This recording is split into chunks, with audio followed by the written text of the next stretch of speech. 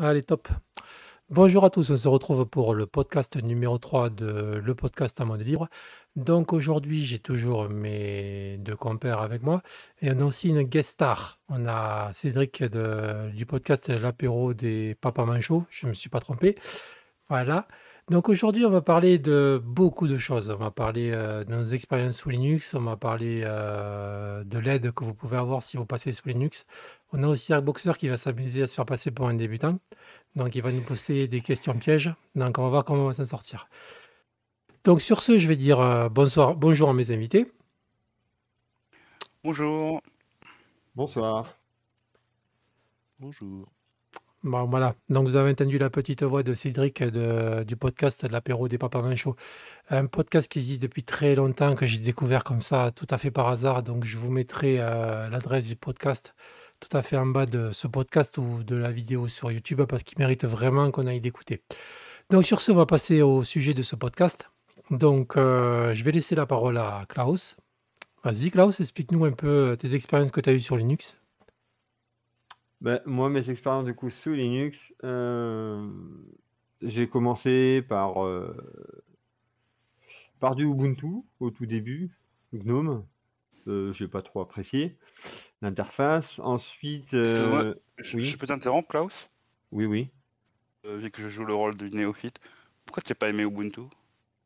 l'interface graphique. J'ai horreur de l'interface graphique de GNOME. C'est ça, par rapport à quand t'es habitué à Windows, en fait, tu perds déjà la fameuse barre en bas là, du menu démarrer.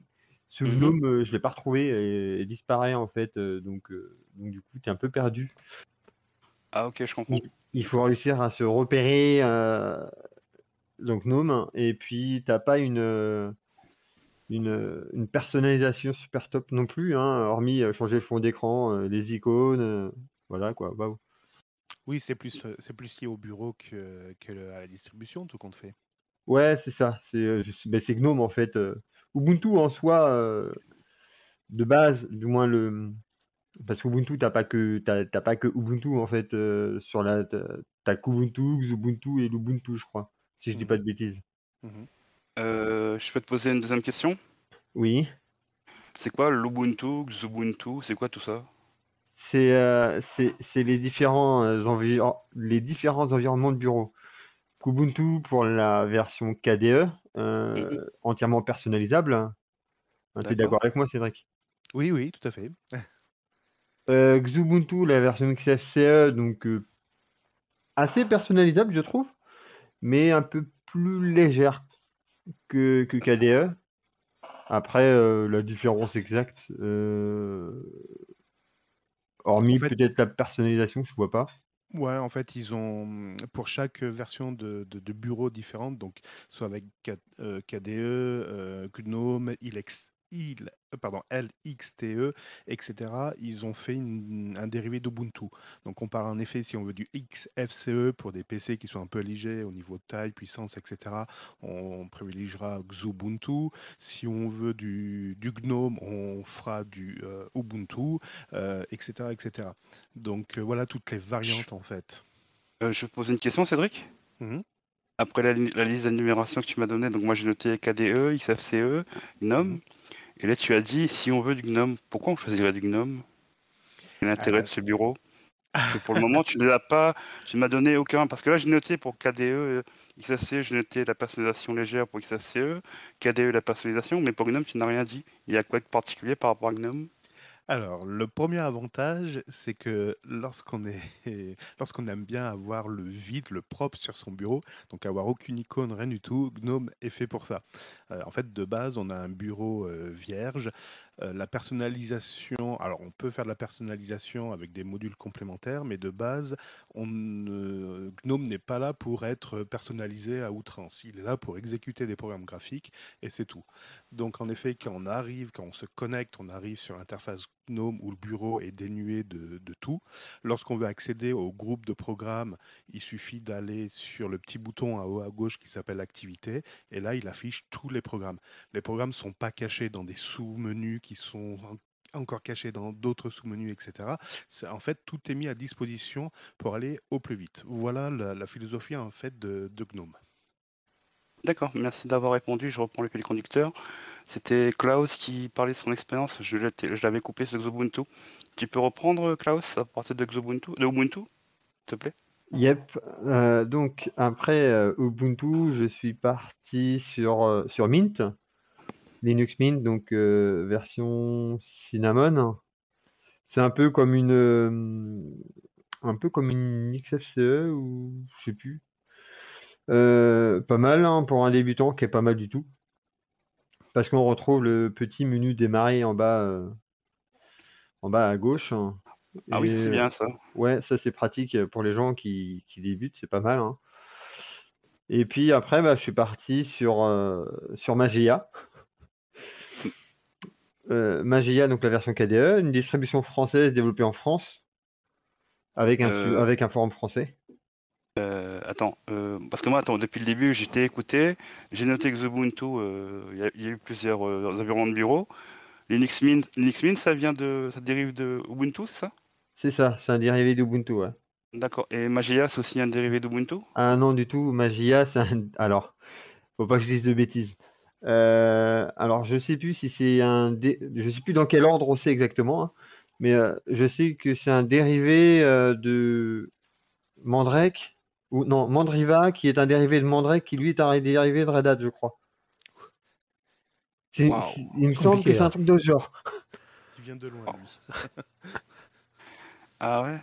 Et donc, Mageia, c'est pas Ubuntu, c'est différent, c'est ça? Ah non, c'est différent, c'est une autre base, c'est une base Red Hat, du coup, si je dis pas de bêtises. Euh, D'accord. mais c'est une bonne distribution aussi. Pour quelqu'un qui débute, elle est pas mal aussi, elle est très bien. Parce que c'est pareil, en fait, il y a le petit. Alors, c'est pas. C'est comme un. Ouais, on peut dire ça comme ça, un petit menu démarrer en bas à gauche. D'accord. Euh, Mais on retrouve toutes nos applis en fait en cliquant sur le petit bouton. quand tu dis qu'elle est bien pour démarrer, quelles sont ses forces, ses faiblesses à cette distribution? Bah après, moi je préfère la version KDE, donc entièrement personnalisable. Donc, Mhm. euh, elle fonctionne très bien pour jouer, elle est top aussi. Du moins si on n'a pas de problème. Euh, Après, ses faiblesses, j'ai pas eu trop de problèmes avec, sauf pour mes jeux, mais où il y avait pas mal de petites configs à faire, hein. Et c'est là que vive le forum français de Mageia. Forum Euh, français. Ah, ils ont un forum français Ils ont un en forum plus? français, ouais. D'accord. C'est une distribution développée par des Français. Comment t'écris ça, Mazia? Mageia. Mageia. Ah, Alors, d'accord. il y en a Ah, qui le d'accord. disent Mageia, Mageia, voilà. Tu dis Mageia, c'est ça? C'est ça, parce qu'il y a un E, alors moi je dis Mageia, après un E après le G, normalement. Alors, je D'accord. Donc, confirme, c'est une dérivée de Mandrake, je confirme qu'il y a une dérivée de Red Hat. Voilà. Ouais, c'est ça. Mais il y a eu un Mandriva entre les deux, je crois. Oui, parce que Mandrake s'est arrêté et a été renommé en Mandriva. Ouais, c'est ça. je vous arrête tous les 2 secondes, les garçons. C'est quoi Red Hat? Il était une fois Linux. Non, en fait, il y a trois branches. Enfin, à la base, il y a trois branches initiales de Linux. Qu'est-ce qui définit en fait une distribution Linux? Il va y avoir son noyau. Là, elle est commune à toutes les branches. Il est commun, pardon, à toutes les branches. Et ensuite, il va y avoir la gestion des logiciels et des librairies qui sont installés dans Linux, dans la distribution. Donc, on a plusieurs branches qui ont été définies. En fait, quand vous allez vouloir installer un logiciel, vous allez utiliser la commande DNF, apt, pack, etc. Ben ça va définir en fait la branche où vous êtes. Je m'explique, par exemple. Donc, vous avez comme branche, pardon, Slackware, vous avez Debian et vous avez Red Hat de base. Donc, si vous êtes sur du Red Hat, par exemple, vous allez utiliser plutôt du DNF ou du Yum, suivant la version où vous êtes. Si vous êtes sur du Debian, vous allez plutôt utiliser de l'APT et Slackware, je sais pas. Voilà, pouce vert. D'accord. Voilà. Je, Et, je- et donc voilà, il y a trois branches. Et à partir de ces branches, il y a eu plein d'enfants. Donc c'est pour ça qu'on parle de d'où est-ce que tu viens. La réponse est soit je viens de Red Hat, soit de Debian, soit de Slackware. D'accord. Je peux te poser une question? Je t'en prie, vas-y. C'est vieux, apparemment, c'est des Support mère, c'est des méta-distributions, c'est des simples distributions. C'est les premières, donc ça date des années 90, 93 pour Slackware, Debian c'est la même époque, et Red Hat c'est légèrement plus vieux, c'est 94. Voilà. D'accord. Et elles sont spécialisées uniquement grand public? Ou il y en a certaines qui tapent dans le professionnel, l'industriel? Et pourquoi, déjà, la réponse est pourquoi on a autant de distributions en fait? Parce que Mais non, si on... c'est pas ça Oui, ma question pour le moment. Ma oui. question c'est, est-ce qu'elles sont uniquement pour le grand public ou il y en a certaines qui sont spécialisées pour les entreprises? Ben, la question est dans la réponse. Enfin, la réponse, pardon, est dans la question. Par exemple, Red Hat à la base était une distribution grand public et elle s'est orientée en milieu professionnel. D'ailleurs, elle est devenue Red Hat Entreprise parce qu'elle était destinée simplement aux entreprises. Mais de base, toutes les distributions ont un public bien prédéterminé. D'accord. Oui, bah justement, comme tu me poses la question, bah, je te retourne la question. Pourquoi y a-t-il autant de distributions? Eh bien, parce il y a pas mal de besoins. Par exemple, je suis producteur audio. Est-ce que j'ai besoin d'installer la suite Office? Est-ce que j'ai besoin d'avoir un serveur Apache? Est-ce que j'ai besoin, tu vois? Autant d'individus qu'on a, autant de besoins nous avons. Donc, en fait, chaque distribution a voulu se démarquer des autres en se spécialisant et en fournissant un paquet de logiciels pour un thème plus ou moins bien précis. Donc, les distributions mères qui sont Red Hat, Debian et Slackware, elles, avaient la possibilité de moduler. En fait, elles se sont distribuées comme ça avec des paquets minimum et derrière, on faisait une agrégation à la volonté de l'utilisateur. Sauf qu'il y a certains utilisateurs qui n'étaient pas forcément à l'aise avec tout ça, puis on parlait de compilation, enfin des trucs un peu compliqués. Donc il y en a qui ont dit, attendez, on va faire une distribution où vous avez besoin de rien de faire, vous faites absolument rien. La seule chose, c'est vous téléchargez le support et vous l'installez sur votre machine et tout sera prêt. Voilà pourquoi il y a autant de distributions. D'accord, c'est pour satisfaire l'éventail des besoins. Ok, je comprends. Carrément, carrément. D'accord. Mais si par exemple je suis... attends, avant de continuer de poser des questions, Klaus, tu as fini d'exposer ton expérience ou tu voulais ajouter autre chose? Non, j'ai pas fini. Vas-y, vas-y, vas-y. Donc après Mageia, je suis parti sur des bases Arch. Des bases Arch Linux. Donc Arch Linux est une distribution qui s'installe uniquement en ligne de commande, mais des distributions comme Manjaro ou Endivour s'installent en fait via un petit programme qui s'appelle Calamares qui permet du coup l'installation automatique en fait.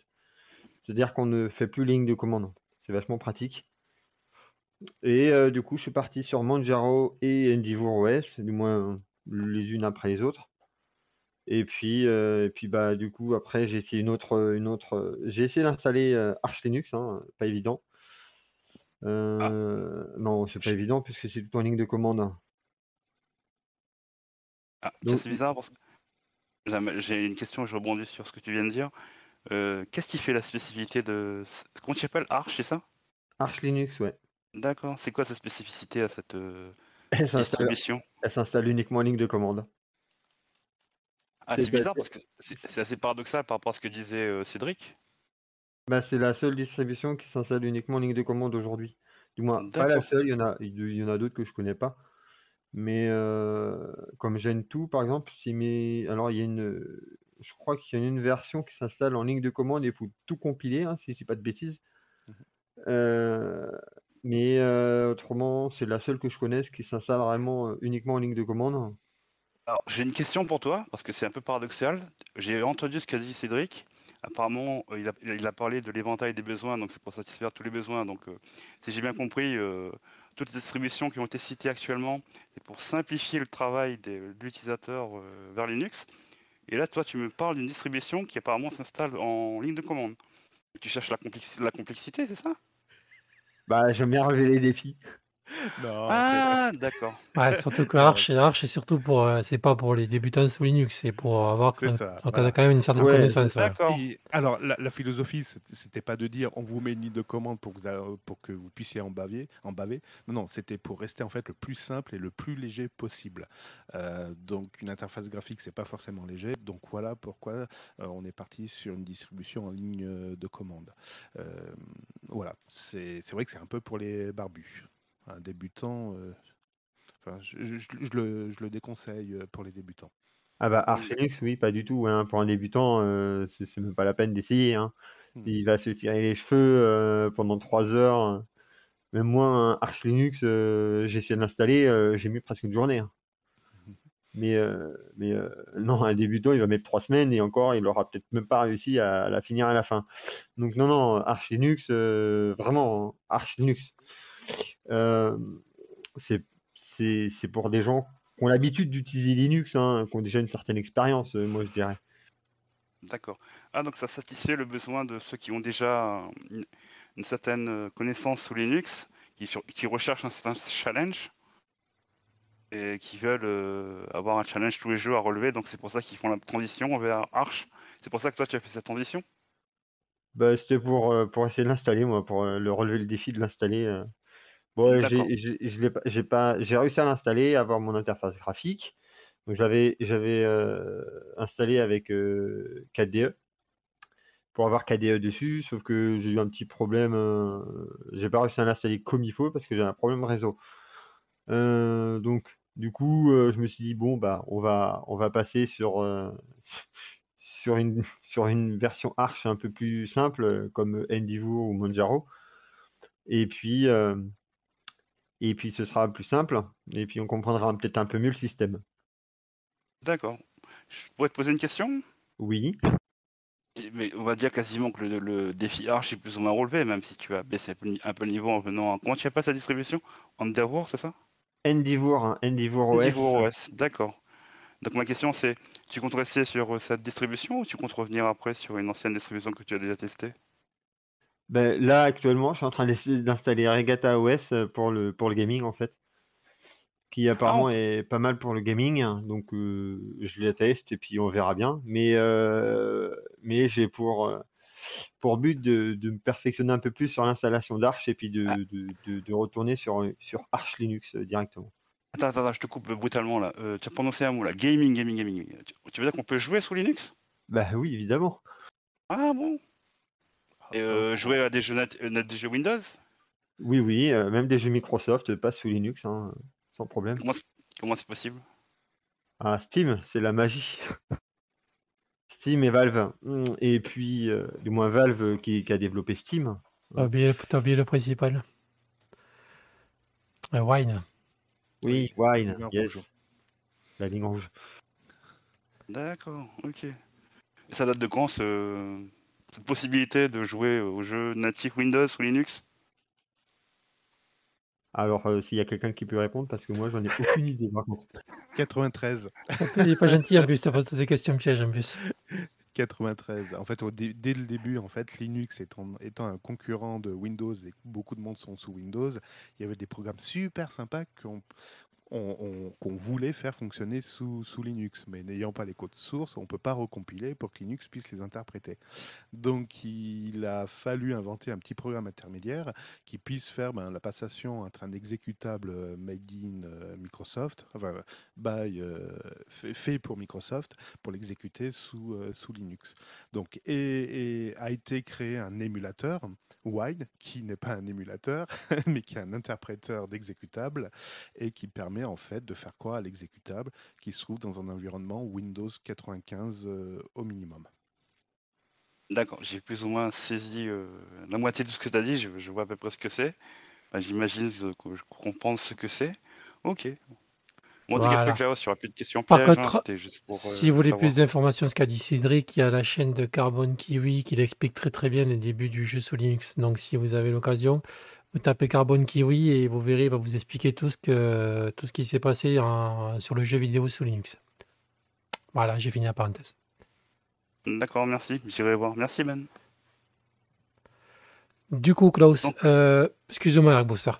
Est-ce que tu as de l'aide? Est-ce que tu es allé voir une association Linux ou tu écoutes des podcasts, tu vas voir des forums? Comment tu fais quand tu as un problème? Bah, le Discord déjà. Mais lequel Discord? Bah, déjà, je suis arrivé sur le Discord GLF. Bah, c'est là que je vous ai connu. Et puis, bah, je suis arrivé ici. Et du coup, c'est via Discord que j'ai de l'aide. Sinon, bah, les forums, Internet, des vidéos YouTube, un peu partout, en fait. D'accord, mais tu as quoi? Tu as un forum spécial à conseiller aux gens? Ils sont surtout dans ton environnement à toi, là. Alors, pour moi qui utilise pas mal les bases Arch, le forum d'Arch Linux directement, en fait. Il fonctionne, il est très réactif. Il y a un forum français pour Arch Linux. Donc directement sur le forum d'Arch Linux. Sinon, le forum des distributions, en général, il fonctionne très bien aussi. D'accord. Et ça t'a jamais tenté d'aller voir une asso Linux pour partager ta passion? Ben, je me pose la question, justement. Parce que j'ai un ami qui aime bien Linux et justement, on en parlait l'autre jour quand il est venu. Il y a des assos par chez moi, en fait. Ah, mais de toute façon, tu en as une dans chaque département, normalement une ou deux en général. Ouais, c'est ça. Donc j'ai essayé, je vais voir, mais c'est vrai qu'avec moi, le BTS en cours, Oui, c'est c'est compliqué, ouais, je me doute. pas évident, hein. Excuse-moi, Airboxer, tu peux continuer. Oui, donc si j'ai bien compris, Carlos, tu es étudiant en informatique, hein, BTS, si je me souviens bien. C'est ça. Quoi D'accord. déjà? C'est quoi le sigle? Pardon, excusez-moi. Il faut Et écouter non, je les l'ai dit. précédents épisodes. Non, c'est bon, c'était une boutade. Non, il est étudiant en informatique. Donc, Linux, tu en as besoin dans tes études, au fait? On va l'utiliser, ouais. D'accord. On va se Ok. former dessus. Donc, bon, bah, moi, j'ai l'avantage de pouvoir déjà connaître. Mais Mais, du coup, c'est bien, mais je vais par contre, pouvoir donner un coup de sérieusement, main aux autres. ouais, mais par contre, sérieusement, dans quelle optique vous allez l'utiliser? C'est pour utiliser un logiciel précis, pour faire une action précise, dans quel but? Bah, principalement pour le serveur, parce que surtout que, en fait, il y en a beaucoup dans le groupe qui vont être, qui recherchent à devenir sysadmin, admin réseau, voilà. Donc, du coup, il faut connaître Linux parce qu'il y a certains serveurs qui sont sous Linux, pas mal de serveurs d'ailleurs qui sont sous Linux. Donc, il faut connaître les commandes et ainsi comment ça fonctionne et ainsi de suite pour pouvoir dépanner. Sinon, ça va être problématique. D'accord. Et puis moi qui a pour but de partir dans la base de données, les commandes Linux, du moins le système Linux, les commandes Linux et ainsi de suite, ça pourrait m'être très utile. D'accord. Ça fait toujours bien une ligne en plus où c'est marqué Linux. Exactement.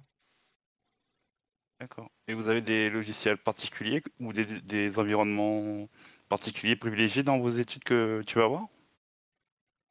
Genre Alors, Windows. Vas-y, non, vas-y. en distrib, au début, je sais qu'on va utiliser de la Ubuntu, D'accord. Linux Mint. Autrement, après, je sais pas pour l'instant, pas encore. D'accord. Et au niveau logiciel, vous avez des besoins particuliers? Bah, en besoin, après, les logiciels, ils sont utilisables sous Windows, mais pour moi, après, j'emmène mon PC portable, qui est sous Linux. Donc, j'ai réussi à installer donc, VirtualBox, VMware, Wireshark. Alors, Wireshark, c'est un programme qui sert à sniffer en fait le réseau pour voir, pour étudier les trames qui sont envoyées. D'accord. Et VirtualBox et VMware, c'est quoi? VirtualBox et VMware, en fait, c'est des logiciels qui permettent de faire des machines virtuelles. Euh, D'accord. Ensuite, on utilise donc, comme on fait de la base de données, on étudie les bases de données donc avec MySQL, ou MariaDB plutôt, qui est donc la même chose que MySQL, sauf que MariaDB est libre et MySQL c'est Oracle. D'accord, ok.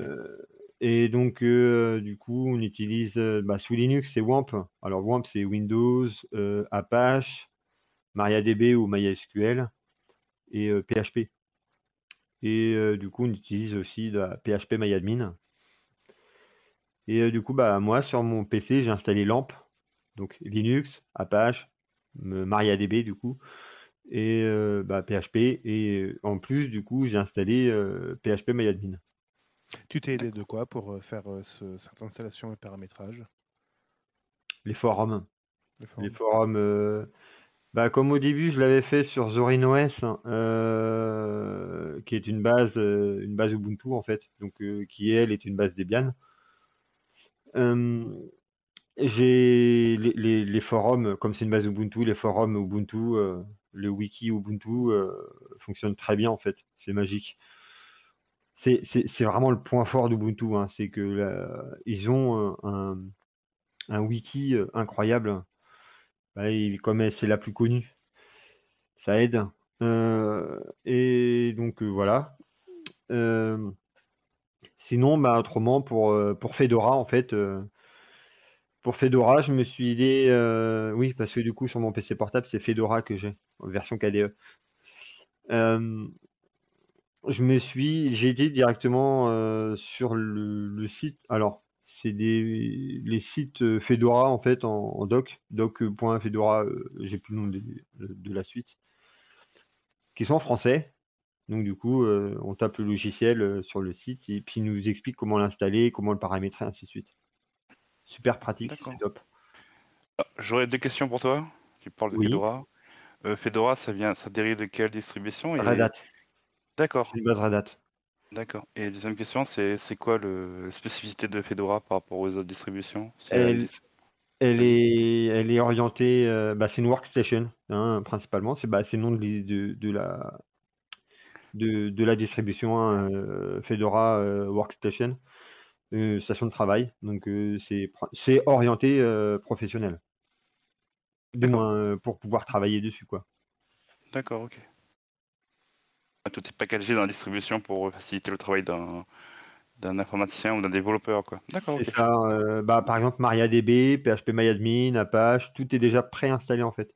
Il y a juste à l'activer sur Fedora, c'est top en fait. D'accord, ok. Ah, mais c'est cool de savoir tout ça pour un profil étudiant en informatique. Ok. Ouais, c'est pas mal. Et du coup, l'avantage, c'est que je vais pouvoir aider moi les autres qui ont quelques petits soucis sous Linux. Et donc, je reviens à la question qu'a posée Ben. Intervenir dans un... Puisque des gens t'ont aidé quand tu allais sur le Discord de GLF, euh, tu n'as pas envie de renvoyer la balle, de t'intégrer dans le monde associatif de ton côté? Peut-être pas aujourd'hui, peut-être plus tard. Ah bah si, je le ferai évidemment, parce que c'est top comme milieu. Et Après, c'est pareil, ça dépend des gens, mais moi j'ai l'impression que c'est pas un milieu où tout le monde se tire dessus, quoi. C'est coopératif, c'est pas normalement, c'est pas on va écraser l'autre, voilà quoi. Non, non, non, je pense pas, non. Je pense pas, hein, Qu'est-ce, comme c'est qu'est-ce qui- coopératif, c'est bien. Je peux te poser une question?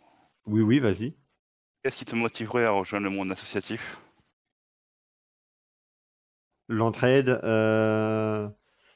l'aide, aider les gens en fait qui connaissent pas Linux, qui veulent en savoir un peu plus, qui ont des problèmes, qui aimeraient être dépannés, et ainsi de suite. Parce que là, Et la communauté, quoi. ouais, parce que là, depuis tout à l'heure, j'ai noté, j'ai pris mon pan, j'ai fait mon cahier, j'ai noté depuis Ubuntu jusqu'à Arch, là, et les différents logiciels que tu as fait. C'est vrai que tu as quand même un bon background sous Linux, quoi. C'est vrai que oui, Après, ça va pas très très longtemps non plus que je suis sous Linux, hein, mais bah, je teste des distributions, je regarde. Faut pas hésiter à tester les distributions pour voir ce qui va nous plaire ou non, en fait. oui, Par contre, ça rejoint ce qu'ils disent. Vas-y, Cédric. ouais, par contre, ce que j'ai noté, c'est que tu veux pas t'investir actuellement dans le monde associatif parce que tu as peur que ça te prenne du temps, c'est ça? C'est ce que j'ai bien Ouais, noté? pour le moment, ouais, c'est ça. C'est que bah, une asso, quand tu t'intègres dans une asso, il faut pouvoir y dédier du temps. Sauf que moi, avec le BTS et puis les occupations que j'ai aussi à côté, entre la planche à voile, puis les sorties entre potes, pour pouvoir au moins aussi se vider un peu la tête de temps en temps, bah, c'est vrai que du coup, ça fait du temps de passer, quoi. Tu penses que ça va te demander combien de temps? J'en C'est ai c'est- aucune c'est pas un idée. piège, hein, c'est pas un piège. Je sais pas, hein, concrètement, j'en sais rien parce que je me suis pas encore tout à fait renseigné sur les assos. Mais oui, quand j'aurai un peu plus de temps, je vais aller faire un peu plus de recherche sur des assos pour pouvoir en fait intégrer une asso et donner un coup de patte, quoi. D'accord. Mais à la limite, Klaus, j'aurais une autre question pour toi. Oui. Si actuellement, il n'était pas possible, vu ton calendrier, d'intégrer un monde associatif, si j'ai bien compris Linux, vu tout ce que tu m'as raconté, vu que c'est plutôt l'esprit d'entraide et tout, j'imagine bien que comme c'est offert au public, c'est gratuit, il y a peut-être des gens qui sont motivés d'être devenir contributeurs ou donner leur aide, soit sur des forums ou soit pour vérifier des logiciels. Toi, ça te tente pas, ça, ce genre de truc? De quoi? Désolé, j'ai pas tout. J'ai Au pas lieu tout. de, au lieu de fournir une aide physique dans le monde associatif, j'imagine que ça doit être possible d'offrir une aide virtuelle, soit au travers d'un forum, en devenant modérateur ou en devenant mainteneur pour un logiciel ou un contributeur. Ça te motive pas non plus, ce genre de truc? Bah, sur le Discord, du coup, j'essaye de dépanner un peu quand je sais d'où peut venir la panne. D'accord, ah ouais, je n'étais pas au Mais courant de ça. j'essaye de donner un petit coup de patte, mais bon, c'est vrai qu'il y en a qui qui ont un peu plus d'expérience. Mais autrement, quand on me demande, quand on me pose des questions ou autre, si, j'essaye de donner un coup de main. D'accord.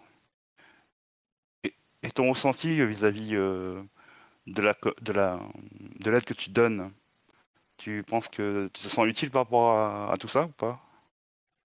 Bah, si j'arrive à les dépanner, oui. D'accord, ok.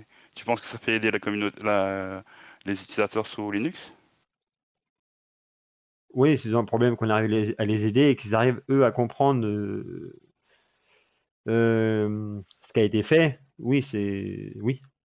Oui, c'est pas mal. Les questions que je pose, elles sont pas anodines parce que je me pose la question de savoir si les gens qui arrivent sur ce système que vous appelez Linux, ils sont pas trop perdus quand ils arrivent, quoi.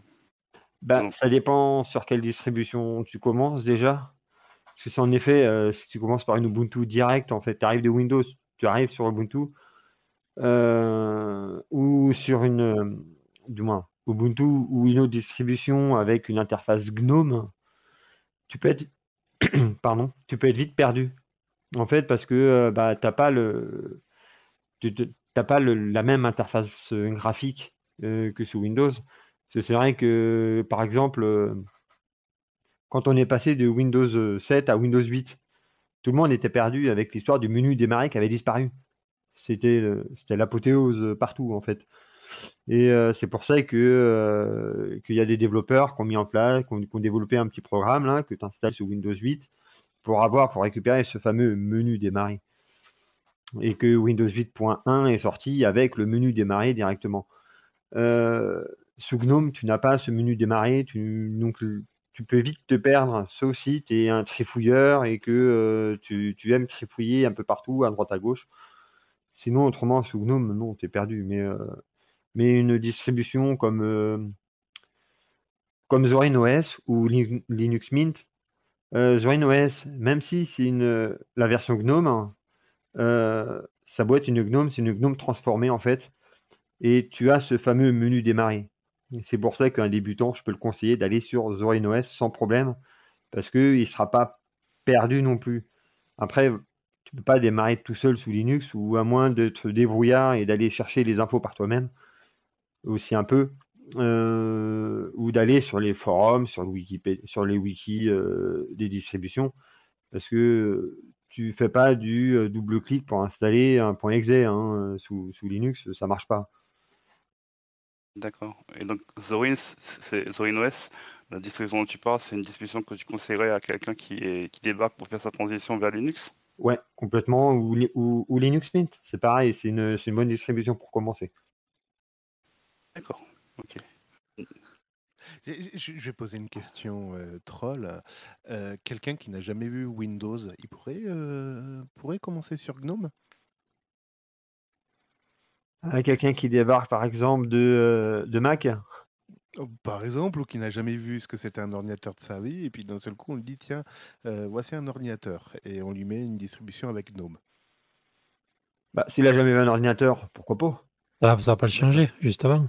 Ça va pas le changer, justement, il va tomber directement dessus. En fait, ce qui me titille l'oreille, c'est que, euh, en fait, il faut abandonner les préjugés, il faut abandonner certains réflexes. En effet, il y en a qui sont habitués au menu démarrer, il y en a qui sont habitués que pour installer un logiciel, il faut aller sur Internet, le télécharger, et après on fait clic-clic pour l'installer. Ça, ce sont des notions, en effet, qui ont été des habitudes qui ont été données par Windows. Mais quand les gens sont passés sur téléphone, sur Android, sur iOS, c'était fini tout ça. Pourtant, on n'a pas, on n'a pas essayé de réinventer le menu démarrer, on n'a pas essayé de réinventer le téléchargement d'exécutables. Donc, je pense qu'il faut un peu se décontracter et dire non, c'est pas méchant, c'est pas parce qu'on vous change une interface, c'est pas parce que vous avez un ordinateur que vous êtes obligé d'avoir un menu démarrer, c'est pas parce que vous avez un ordinateur que vous êtes obligé d'avoir des exécutables.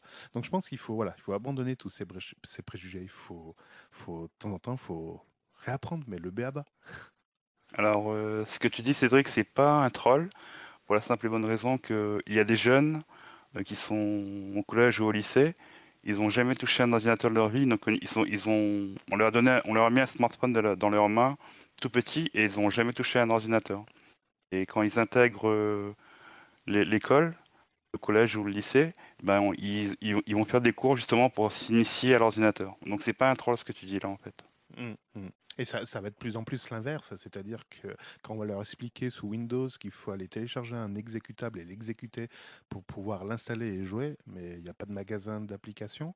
Ah bah si, sous Linux ça existe, d'accord. Ok. Et pourquoi vous avez un menu de démarrer? Vous n'avez pas un écran d'accueil avec tous les programmes? Ah ben si, tu as un bouton là qui affiche tous les programmes. Voilà, c'est une question d'habitude. C'est oui, les gens sont habitués à Windows. Bon, à un moment, on va tourner la page, hein. On va adopter une autre philosophie. D'accord. Vous avez des choses à ajouter, Klaus ou Ben? Non, non, moi ça va, on a fait le tour. Non, non, ça va. Ok. Me concernant Klaus, moi c'est bon, tu as répondu à toutes mes questions. Moi, ça me Bah, du coup, convient. c'est bon pour moi, hein. Bon, qui c'est qui se lance, Cédric? Bah allez, c'est parti. Alors, on va un peu recontextualiser qui je suis. Je suis informaticien hein, de formation, de passion également, et je suis également électronicien de formation. Donc, j'aime bien bidouiller, j'aime bien développer, j'aime bien chercher. Donc, voilà, on a posé le cadre. J'ai commencé à toucher un ordinateur avec un Amstrad PC 1512. Donc, déjà à l'époque, c'était du DOS 3.1. Donc, déjà la ligne de commande, mes versions Microsoft. Donc, j'ai commencé comme ça. J'ai vu naître. Enfin, après, j'ai basculé sur Windows 3.1. J'ai basculé sur Windows 95, 98, Millennium, 2000. Puis là, ça s'est un petit peu gâté. Euh, Et puis, je suis rentré en BTS, tiens, c'était à l'époque l'informatique industrielle, et j'avais un copain qui avait basculé sur Linux et qui trouvait ça génial, machin, patin couffin. Vous devrez tous essayer. Très bien, j'ai essayé. J'ai essayé pendant 24 heures et j'ai abandonné parce que mettre 42 disquettes pour installer un système et dont je comprenais absolument rien, ce que c'était un point de montage, ce que c'était... Enfin, il y avait plein de trucs qui m'étaient inconnus, donc j'ai abandonné. Puis je suis retourné sur mon beau Windows. À l'époque, je crois que c'était 98 ou 2000. Voilà.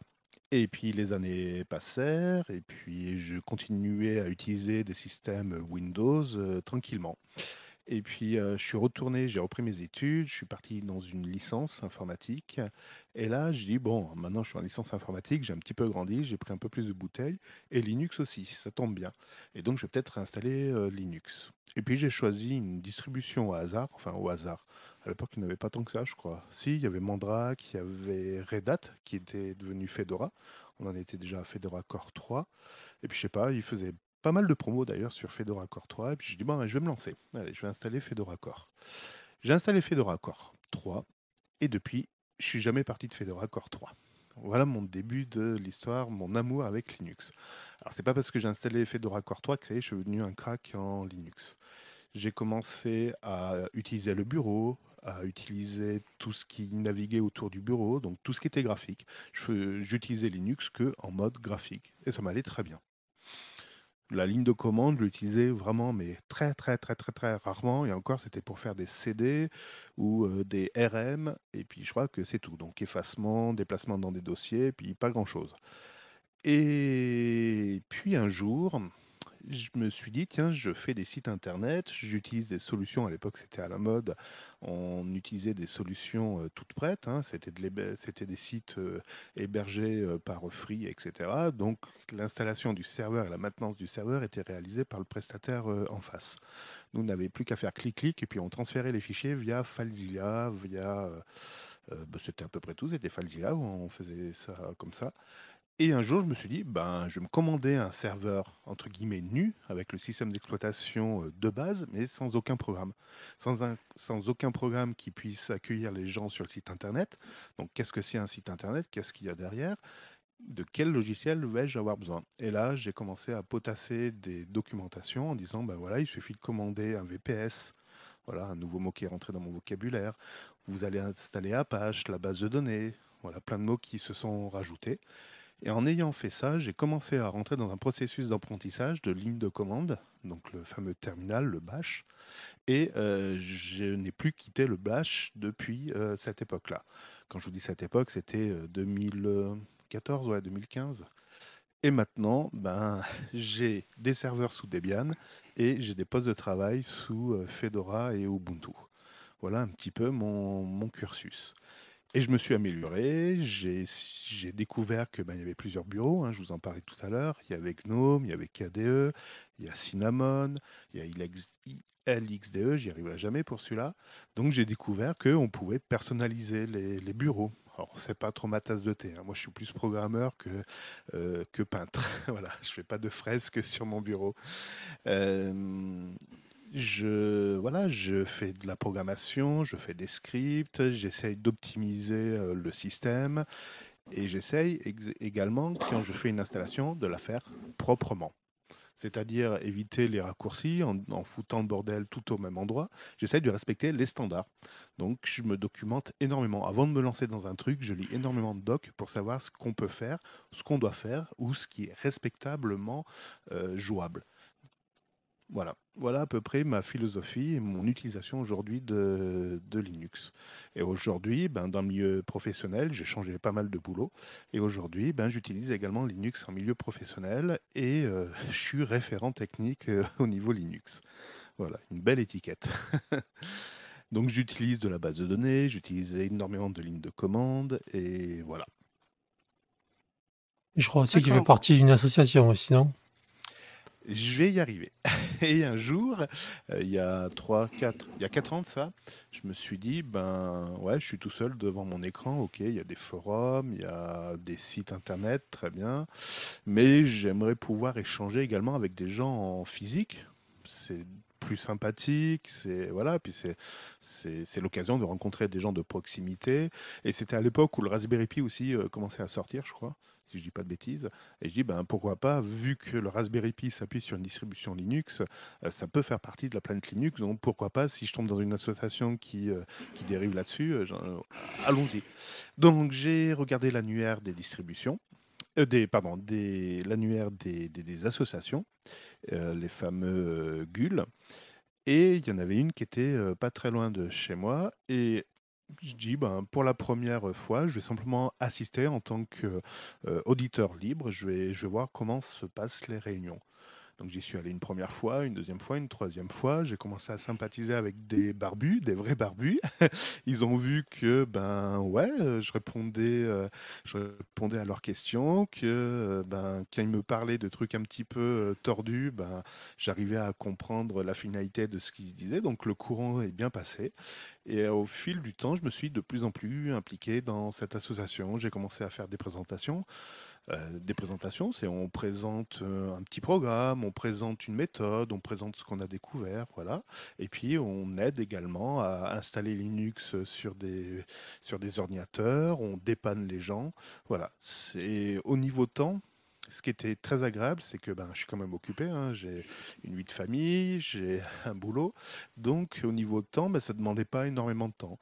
C'était 1 à 2 fois par mois pendant allez, 3 heures. Voilà, donc j'ai envie de dire, ça me prenait 6 heures de mon temps par mois. Ouais, c'est ça, c'est tous les 15 jours le jeudi où je vais à l'association pour faire tout ça.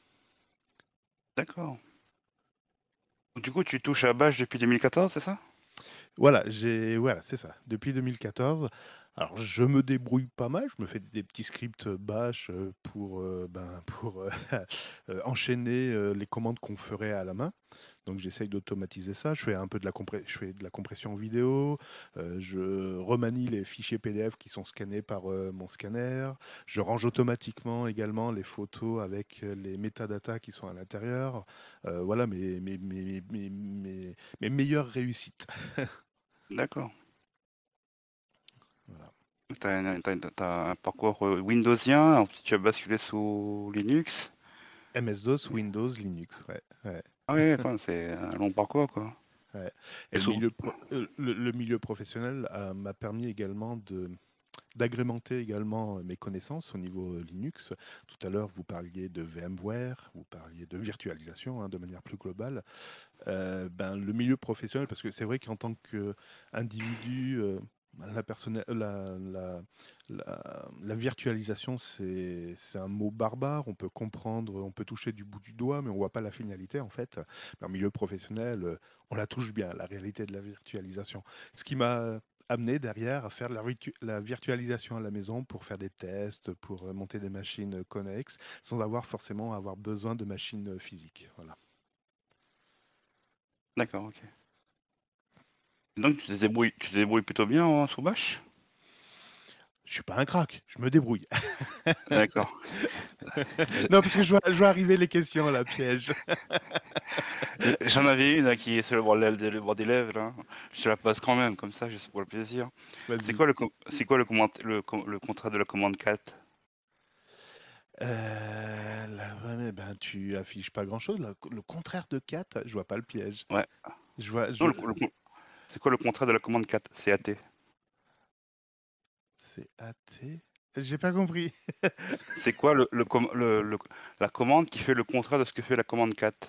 Ben, je vois pas. Dis-moi. Tac, TAC. Oh putain. L'inverse. On dit l'inverse, Oui, pas le contraire. L'inverse. Tu inverses les lettres. Non, sérieux, ça oui, c'est existe, ça. tac. Ça Oui, existe, tac. Sérieux? oui. Et ça affiche rien, en fait, c'est ça?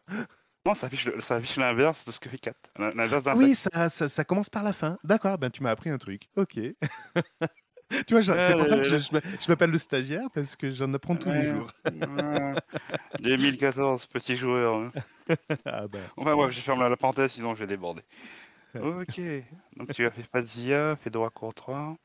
Et Ouais. ce côté serveur, t'as beaucoup appris de tout ce qui est... quelle est la grosse différence que tu vois entre le côté back-end et front-end par rapport à Linux? Alors, le côté serveur m'a appris tout ce qui était structure de fichiers, de dossiers. Ça m'a appris ce que c'était le dossier. Parce que c'est vrai que quand on arrive de Windows et qu'on arrive sur Linux, même en mode graphique, on ouvre l'explorateur de fichiers, on dit mais c'est quoi ce bordel dans les dossiers où sont stockés les programmes? Enfin, on a l'habitude de programme file, etc., du dossier utilisateur. Alors, on a un semblant de notion sous Linux, on a à peu près cette notion-là, mais c'est un peu différent. Par exemple, sous Windows, on a le dossier qui contient le programme, et puis dans le sous-dossier, on a les logs, et puis on a le fichier de config qui est à côté. Enfin, c'est à peu près, j'ai envie de dire, tout est cloisonné de cette manière-là sous Windows. Que sous Linux, ben, c'est pas tout à fait la même chose. Un coup, on te parle de var, après on te parle de ETC, après on te parle de USRBin. Enfin, et donc, le fait déjà d'être parti côté serveur, ça m'a appris ce que c'était la structure, l'arborescence de Linux. D'accord. Et, tu touches genre la compilation du noyau, ce genre de truc, ou simplement Non, non, je suis pas allé à D'accord. ce niveau-là parce que j'ai pas eu forcément ce besoin-là. Et j'ai envie de dire, je suis plutôt de la philosophie où essaye de faire fonctionner au maximum avec le standard avant de partir dans de la compilation, de la recompilation ou du bidouillage. Voilà. Oui, c'est vrai, Donc, ouais, c'est un truc. voilà. Faire En d'autres des termes, moments, touche pas quoi. ça, petit con. Ouais, voilà, ouais. Et donc, j'en viens à ma question par rapport au front-end, côté bureau, parce que tu disais que toi, tu es plus programmeur que côté front-end. Oui. Qu'est-ce que tu en retiens de cette expérience de bureau? J'ai envie de dire pas grand-chose parce que les outils sont à peu près équivalents que sous Windows.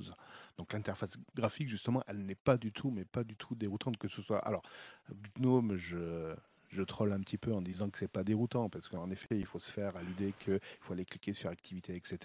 Mais après, un programme, une fenêtre reste une fenêtre, un programme reste un programme. J'ai retrouvé mes raccourcis clavier, Alt-Tab pour changer de fenêtre. Enfin, voilà. Tout ça, de toute façon, les deux mondes se côtoient, hein. MS-DOS, c'est un suppôt de Linux, enfin d'Unix à l'époque.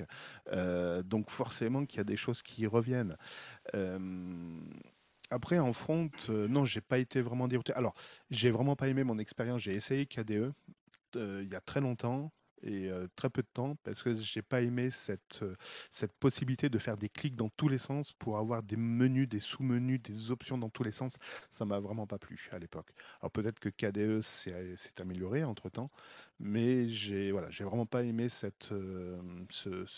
test-là.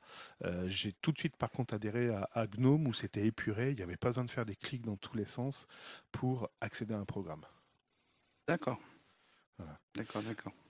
Pour la petite histoire, je pense que ce qui est important, c'est l'accompagnement également. Alors, j'ai été tout seul au début pour me lancer dans Linux. Quoique, non, à un moment j'ai été accompagné quand je suis parti côté serveur, parce que j'ai eu des guides, j'ai eu des tutos, etc. Même si ce n'était pas un contact direct avec des utilisateurs, mais j'ai été aidé, entre guillemets, indirectement.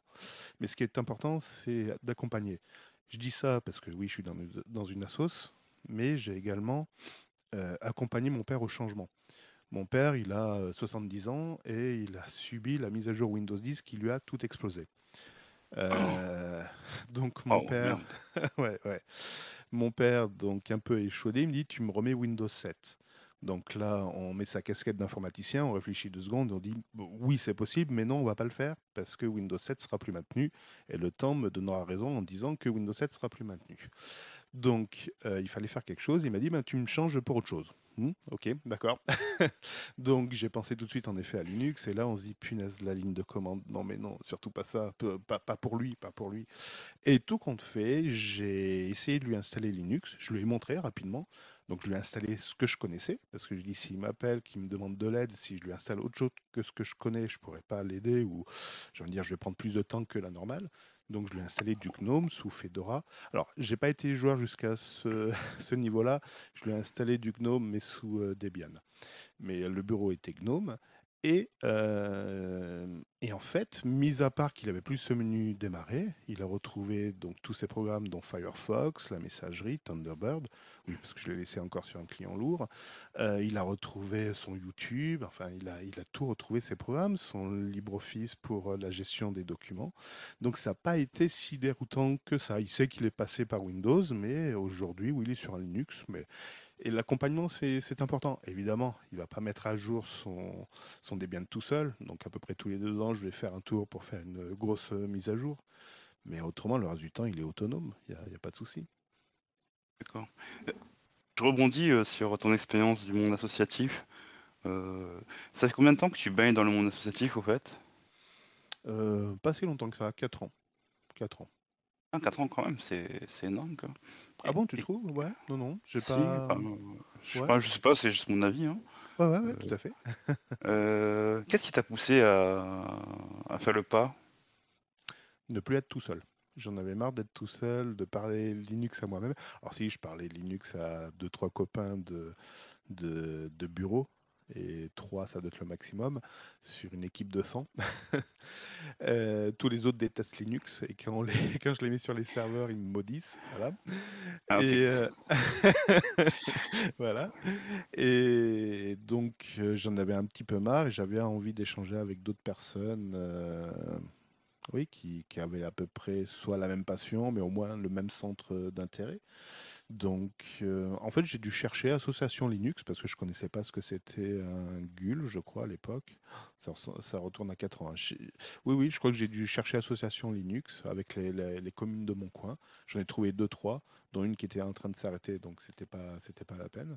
Il y en avait une sur Lyon, puis il y en avait une au cœur des Alpes où je suis aujourd'hui. Et donc voilà, c'est comme ça que j'ai cherché. Voilà pourquoi j'ai cherché une association. C'est parce que je voulais pas être tout seul et j'en avais marre. Je voulais, puis à la limite, étendre mes connaissances. Tu vois, D'accord. la différence entre cat et tac. D'accord. Et sur un plan personnel, ça t'a beaucoup apporté? Ouais, ouais. Déjà, ça m'a permis de rencontrer d'autres personnes. On a sympathisé. Voilà, on fait des repas, on fait plein de trucs. Ça m'a permis, oui, ça m'a permis de rencontrer d'autres personnes. D'accord. Je crois que ça, c'est vraiment 2000%. Rencontrer. Et c'était D'accord, avant le d'accord. Covid, hein. Voilà. Et je vais peut-être essayer de faire un pont entre l'associatif et le professionnel. Ce que tu fais dans le monde associatif, ça a des répercussions bénéfiques dans le monde professionnel pour toi, sous Linux? Hmm. Alors, non, pas directement. Parce que l'association, en effet, on n'est pas à un niveau très poussé, même s'il y a des barbus, on se met quand même à la hauteur des gens qui sont néophytes, ouais, qui connaissent pas grand-chose à Linux. Eux, ce qu'ils voient, c'est ils ont un PC avec une souris et un clavier, et ils vont sur Internet, ils ouvrent des photos, etc. Donc on essaye de se mettre à leur niveau. Donc forcément, ce que je fais, monde associatif, je le répercute pas directement au niveau professionnel. Il n'y a pas forcément de lien direct. À la limite, tant mieux, ça me rappellera pas le boulot. D'accord, ok. D'accord, ok. Tu te sens utile dans ton association? Oui, je suis utile, mais en fait, on est tous utiles. Tous autant qu'on est dans l'association, on est tous utiles. Là, je suis en train de préparer la prochaine install party. Donc, c'est Ah, une ok. journée, voilà, c'est une journée où on se réserve pour installer une distribution. Alors, l'association a décidé d'installer une et une seule distribution, ce depuis déjà, je crois, 7 ans. C'est Linux Mint qu'ils ont décidé d'installer. Donc, on perpétue encore ça. Et en fait, donc là, tu vois, j'ai ouvert les inscriptions pour les installeurs, donc ceux qui sont bénévoles pour pouvoir faire l'installation sur les postes. Et il y en a qui me disent, ouais, mais tu sais, je suis pas très à l'aise, tout ça. Il n'y a pas de souci. Donc, on a deux niveaux d'installeurs. On a ceux, vraiment les barbus, il y a vraiment un souci. Puis ceux qui vont faire le clic-clic et qui vont suivre la procédure, j'ai envie de dire, de manière automatisée. Donc, en fait, c'est un effort collectif. Voilà. Oui, je D'accord. me sens utile, mais en fait, non, je suis utile parmi tous où tout le monde a son rôle à jouer. D'accord, un vrai travail d'équipe, quoi. Carrément. Carrément. D'accord. La D'accord, preuve, ce ok. podcast. Chacun est utile. Quelqu'un qui fait un podcast tout seul, ouais, ok, on va l'écouter 5 minutes, puis au bout d'un moment, bon, t'as pas autre chose à nous raconter. Que là, il y a l'interaction, voilà, c'est complémentaire. C'est ça qui est sympa. Oui, mais c'est le but, hein, c'est de partager les expériences et tout, et de retirer le bénéfice de chaque expérience vécue, quoi. C'est ça. Euh, j'ai noté 6 heures par mois. Ça a été quoi ton record dans ton application personnelle? 8 heures, 12 heures, 18 heures? On va pas compter les heures qu'on passe, mais il y a des mois. Alors comme je te dis, on fait un rendez-vous tous les 15 jours, le jeudi, et après, ben, peut y avoir l'install party qui se réalise le samedi, mais il y a aussi les réunions de préparation, il y a la rencontre avec d'autres instances. Par exemple, on a un partenariat avec la bibliothèque du Grand Chambéry, donc voilà, donc il y a aussi des réunions de préparation, etc.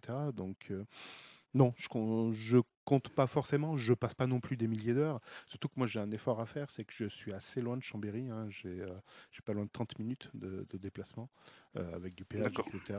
Donc oui, moi ça me demande réellement un effort, mais j'adore faire ça. Donc, enfin, j'adore cette association, j'adore ce que je fais dans cette association. Donc ouais, ça me coûte pas. Voilà, ça me coûte pas. d'accord.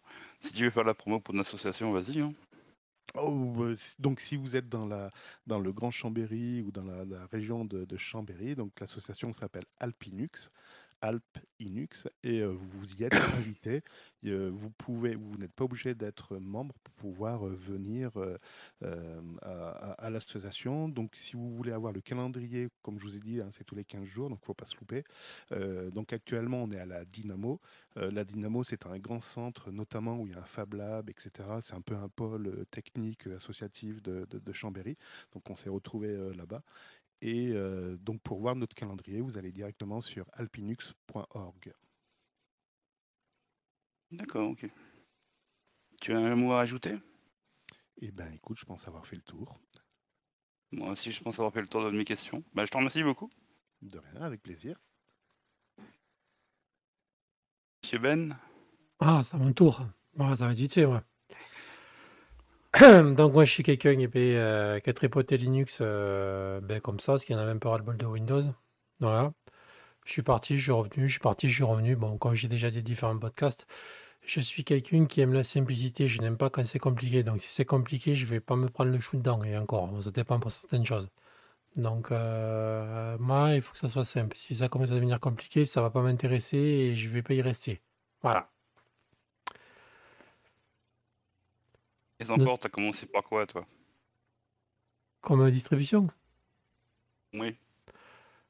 comme tout le monde, hein, Ubuntu, Mint et voilà, hein, toutes les distributions de débutants. D'accord. Tu as fait ta bascule vers en quelle année? Tu peux me rafraîchir la mémoire? Oula, il y a un moment, j'ai commencé au tout début, quand il y avait les premières distributions qui étaient distribuées sur les CD dans les magazines, où il y avait Ah oui, rien ça qui date. ouais, il y avait rien qui marchait, c'est-à-dire que même les pauvres pilotes que tu avais pour ton imprimante, ça marchait pas. Donc du coup, j'étais resté Je me sur rappelle. mon Windows 95-98. Et voilà, donc entre-temps, j'avais testé Ubuntu quand c'est sorti. Moi, je mettais ça sur des vieux PC qui traînaient chez moi pour que mon gamin il fasse use dessus. Mais voilà, et puis là, ça doit faire 2-3 ans que j'ai bien et que je suis dessus à 100%, quoi. J'ai eu des périodes où je partais, je revenais, mais bon, là, oui, ça fait 2-3 ans que je suis dessus. D'accord. Qu'est-ce qui a fait que tu as fait une bascule définitive? Parce que j'en avais marre des messages à la con. Quelques d'autres me diront que Linux, c'est pas sécurisé, mais voilà, et on a un sentiment quand même que c'est un peu plus sécurisé que d'autres systèmes. Voilà, quand on ouvre un Windows 10 ou un Windows 11, déjà, c'est de la pub qui déjà vous agresse. Déjà, c'est pas sympa. Et voilà, quoi. Même le logiciel qu'il y a, déjà, est disponible dans le store. Et bon, déjà, vous n'allez pas vous taper des pubs, quoi. Que sur Windows, faire attention quand vous installez des logiciels, parce que si vous faites pas attention, des fois, vous pouvez installer des merdes, comme installer des trucs de pub. Voilà, donc bon, déjà, il y a Linux avec cette sécurité-là, quoi. D'accord, donc tu as fait la transition définitive il y a 2 ans, c'est ça? À peu près, ouais, 2-3 ans. D'accord. Donc quand tu as fait ta bascule, tu as retrouvé tous tes logiciels que tu utilises sous Windows ou le temps d'adaptation était long? Non, parce que j'ai une époque où j'ai eu Hackintosh. Donc, avant de passer sous Linux, j'étais sous Hackintosh. D'accord, ok. Donc, oui, Bonjour. le passage a été rude, ouais. Qu'est-ce qui était le plus rude pour toi? De lâcher mon Hackintosh. Dans quel sens? Niveau ergonomie Oui, ergonomie logiciel. Logiciel, bon, je vais pas vous mentir, tous les logiciels que j'avais sur Hackintosh, la plupart, ils étaient hackés, hein. Je devais en avoir 2-3 que j'ai dû payer, mais bon, le Final Cut, je ne l'ai pas payé, hein. Donc, 300 € de la licence, vous doutez bien qu'il n'y a pas tout le monde qui se paye la licence 300 €. Mais voilà, c'est-à-dire que j'ai l'impression que des fois, sous macOS, il y a une simplicité du logiciel qui est, enfin, c'est, je sais pas, que j'ai eu du mal à me faire au début à Linux. Bon, maintenant ça va mieux, mais à une époque, c'est vrai que ça m'a fait bizarre. D'accord. Ça t'a pris combien de temps à peu près? 2-3 mois pour t'adapter? Non, non, assez vite, moi, c'était fait, ouais, 1 mois? à peu Ok. près, ouais.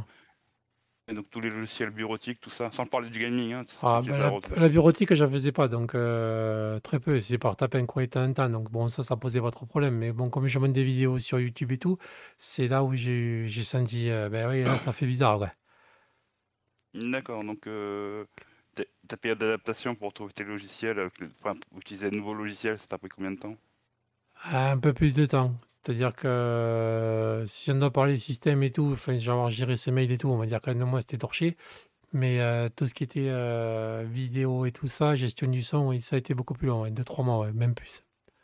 Oui, parce que tu as dû changer d'application, c'est ça en fait. C'est ça, c'est-à-dire quand tu passes à Final Cut ou à iMovie, que tu tombes sur Kdenlive, ouais, faut tout reprendre. Il faut il a une période d'apprentissage, quoi. Ah bah, Aujourd'hui. carrément. Moi, je partirais de KDE Live pour autre chose sous Linux encore. Je ne saurais pas faire quoi. Bon, encore, D'accord, ok. ça s'améliore. Maintenant, je suis en train d'essayer Shortcut, tu vois, je suis pas resté sur Kdenlive, maintenant je fais du Shortcut. Et j'ai l'impression que c'est plus intuitif. Donc, Est-ce que ça D'accord. plante? Est-ce que ça plante? Shortcut, Oui. oui, ça peut être un peu, mais moins que Kdenlive à une époque. Ah oui, bah Mais KDE, c'est à bien une parce que époque, ça c'était. enregistre avant. Tu perds Mais rien. maintenant KDE aussi. Et tu le rouvres, il te remet où t'étais. Donc, ça peinte un petit peu moins, ouais. D'accord. Ok. Mais Et au niveau je vous rassure, Final Cut, iMovie, ça plante aussi. Hein. Non, t'as pas le droit de dire ça. Si, Ce si, sera ça coupé plante. au montage. t'es amplement satisfait de ce que tu as sous Linux par rapport au niveau montage vidéo? Je m'aurais posé la question il y a 2-3 mois, je t'aurais dit non. D'accord. Donc, la question tombe à pic alors. Mais bon, là, parce que là, je commence à toucher plein de logiciels et voilà. Donc, il y a des choses que j'arrive à faire, mais que j'arrivais pas à faire avant. Mais bon, dans le milieu de la vidéo, dans n'importe quel domaine, que ce soit la MAO ou la PAO, en fait, tout ce qu'on voudra, tu en apprends tous les jours. Donc après, c'est compliqué. Ok. Ta question est compliquée. Tu trouves ma question compliquée? Ouais. Dans quel sens? Ben, parce que tu vas en apprendre tous les jours. Donc aujourd'hui, le logiciel, il va te Ah gonfler. oui, Et puis oui. le lendemain, tu vas découvrir comment il fallait faire. Et puis tu vas dire, ah, putain, mais c'était simple. Et tu vas dire, et tu vas changer d'avis. Donc c'est pour ça que c'est compliqué comme question. Comme condition. Oui, je comprends tout à fait, ouais. Ok. Et si par exemple, si quelqu'un vient du monde Windows avec ses logiciels audio et tout, ouais, je vous pose la question à tous les deux. Est-ce que la transition est facile ou pas? Moi, je dirais non. Ouais, tu dirais non. Moi, j'ai commencé le montage audio, pareil, avec une version piratée. C'était Adobe Audition, je crois, à l'époque. Euh, donc, j'ai commencé là-dessus sous Windows. Et après, j'ai basculé sous Audacity. Donc, j'ai envie de dire, la bascule sous Linux a été d'autant plus aisée qu'on retrouve Audacity. Donc, en fait, du moment où on démarre avec les bons logiciels sous Windows, oui, la passation est d'autant plus facile. Donc j'ai pas vu de changement entre Audacity Windows et Audacity Linux. Et une autre question, vu que vous avez une expérience du monde du montage sous Windows, parce que moi je connais rien, hein, et sous Linux, par rapport au fait que sous Linux c'est plus ou moins gratuit, vous y retrouvez facilement par rapport aux fonctionnalités que vous aviez sous Windows? Aujourd'hui, ça a pas mal évolué, et dans le bon sens. En tout cas, je parle pour KDE Live. Aujourd'hui, KDE Live, des montages qui m'épatent. Et je sais pas si je serais capable de le faire de nouveau sous Windows. Si, peut-être avec Adobe Premiere, forcément. Mais je suis plus soulagé. J'utilise une licence open source, gratuite. Je suis plus un pirate. J'ai basculé du bon côté. D'accord. Ok. Voilà. Et peut-être une question pour tous les trois, enfin pour Klaus et Ben. Le gaming, vous en êtes satisfait sous Linux? Totalement. Toi, Ben? Ben, il suffit de regarder ma chaîne YouTube. Oui. C'est vrai, t'as Et compris? c'est grâce à Steam, en fait. C'est grâce à Steam que ça a permis d'être démocratisé, c'est ça? C'est ça, ouais. D'accord. Donc le gaming, moi, je sais pas ce que c'est. Voilà. Je suis stagiaire débutant sur le gaming. Stagiaire débutant? Oh, tu vas apprendre, t'inquiète, hein. Tu es bien tombé avec nous, quoi. Après, pour Et en revenir à ce que tu disais par rapport au logiciel, la question de tout à l'heure, là, je sais plus laquelle c'était, que tu as posé juste avant le gaming, là. oui, c'est en comparant Windows et Linux, si vous avez des habitudes sous Windows par rapport à... Ma question, c'est si quelqu'un vient du monde de Windows et qu'il est spécialisé dans tout ce qui est montage vidéo, audio, est-ce qu'il peut se retrouver avec un certain environnement après une période d'adaptation sous Linux? Oui, mais après, c'est toujours pareil, ça dépend du logiciel que tu as utilisé. Si tu as utilisé des logiciels open source, pas de problème. Mais si tu avais des logiciels bien spécifiques, ça va être compliqué. D'accord. Voilà. En fait, en mode graphique, je trouve que ça a été simplifié. On peut avoir le gestionnaire de fichiers et faire un glisser, déplacer des fichiers dans l'éditeur, en tout cas dans KDE Live. On peut facilement déjà mettre les fichiers audio, vidéo dans KDE Live sans forcément savoir ce que c'est une arborescence enfin, il y a certaines notions que masque l'interface graphique et qui rend plus facile l'utilisation, tout compte fait. Mais c'est surtout qu'il ne faudrait pas se leurrer trop, parce que le problème, c'est qu'il y a beaucoup de gens sous Windows ou même sous Mac qui utilisent des logiciels piratés, alors que sur Linux, ça n'existe pas. Ce que je disais tout à l'heure, ça Voilà. rejoint ce que je disais tout à l'heure. Donc, vaut mieux avoir encore une licence open source et pas être emmerdé qu'avoir un logiciel pirate qu'on ne sait pas d'où il vient et consulter ses comptes en banque sur son ordinateur. Avec des mises à jour régulières et pas des cracks qui contiennent on sait pas quoi. C'est ça. Donc, à choisir. Hmm. Il y a Non, ça puis aussi après. Pardon. Ouais, puis ouais, c'est moi, excuse-moi, j'aime bien couper la parole aux gens. Pardon. Je disais oui, l'avantage, c'est qu'aujourd'hui, avoir un logiciel, enfin moi je prêche pour ma paroisse qui est KDE Live, j'ai envie de dire, celui qui me dit oui, ça correspond pas à mon besoin parce que je peux pas faire les effets que je veux ou je peux pas faire le montage que je veux. Ouais, bon, ok, c'est que t'as pas dû suivre le bon tuto alors. Non, et puis de toute façon, dans le monde amateur, on n'a pas non plus forcément besoin d'avoir des super trucs. Bon, après, voilà, il y a tellement de vidéos sur YouTube, des gens qui se donnent du mal justement à vous faire voir que ça marche. Donc, au bout d'un moment, je pense qu'il faut se faire violence et aller voir. Moi, c'est ce que j'ai fait, hein. On est d'accord. On est d'accord. Mais le simple montage de base, je coupe une séquence, je mets à la queue leu leu avec une autre séquence, avec un effet de transition, enfin, ça, tout bon logiciel de montage vidéo aujourd'hui sous Linux, c'est le faire. Oui, sachant que Kdenlive et même Shortcut sont disponibles sur Windows. En plus. Mm. Mm. Donc voilà, Airboxer, j'ai fini. Oui, de toute façon, t'inquiète pas, j'avais pas de questions pièges à te poser, mon ami. Ah oui, non, mais c'est vrai. Il t'aime bien, toi, en fait. Hein, c'était Ah, le parce, seul à pas avoir mais- une question mon piège. parce que moi, il sait que je suis un utilisateur de base. Moi, j'aime pas trop trafiquer. Donc Ouais, après, voilà. j'ai mes domaines de Oui. prédilection et après c'est fini. Ouais. Et Ah, c'est très bien que je... Oui, mais t'es le stagiaire, c'est le thème du feu pour toi ce soir, donc je suis C'est obligé ça. de... Voilà, quoi. Pour classe, il faut lui poser des questions de date. Pour moi, c'est les lignes de commande. Allez. Klaus, il est sur la route de l'apprentissage. C'est un peu normal que j'appuie un peu. Ben, c'est un ami, il aime la simplicité, donc je simplifie les questions au maximum. Toi, tu es le stagiaire, donc on tape dessus. C'est pour ça que tu as droit à la question sur 4 et tac. Donc voilà. Mais ouais, je connaissais pas. Merci. Voilà. Et Oh. Ben, peut-être une dernière question Oui, concernant la distribution. Si quelqu'un voulait faire sa transition, tu lui conseillerais quoi comme distribution Linux? c'est compliqué. C'est pour ça qu'il faut être accompagné. C'est pour ça que moi personnellement, si quelqu'un qui ne sait pas toucher un ordi, voilà, que c'est compliqué d'aller installer déjà installer Windows, c'est compliqué pour lui, je lui dirais non, non. Si. Oui, mais voilà, mais Installe partie en voilà, mais association. j'allais y venir. Je dis, va voir des gens, quoi. C'est-à-dire, il va y avoir la FUL là et .org, et dans chaque département, il y a des associations. Donc déjà, avant d'aller trafiquer son PC, voir déjà à quoi ça ressemble. Et après, on voit si on veut y passer dessous. Bon, après, ça dépend. Moi, j'ai fait partie d'une association Linux il y a quelques temps. Voilà, il y a certaines, ça va, d'autres, ça va pas. Donc après, bon, il ne faut pas forcément se fier au premier abord, quoi. Il faut tâtonner, Exactement. c'est pas tout pareil, on tombe pas sur le bon numéro dès le début. Voilà, donc il faut déjà aller voir et pas, si on ne sait pas faire, il ne faut pas se lancer là-dedans, quoi. D'accord. Je vais renuancer ma question. Disons que quelqu'un a plus ou moins le niveau de Klaus aujourd'hui, quoi. Tu lui conseillerais quoi aujourd'hui comme Ben, distribution stable? le niveau de Klaus, c'est même tu peux descendre un peu là. Ouais, un petit peu, ouais. Oui, parce que moi je touche pas les distributions que Klaus touche, hein. Oui, non mais... Je niveau dirais, on va faire plus simplicité. simple. Je dirais pour quelqu'un qui s'est formaté son ordinateur, qui s'est installé Windows, voilà. Non. Qui sait ce que c'est une partition, parce qu'il y aura toujours la question de la partition.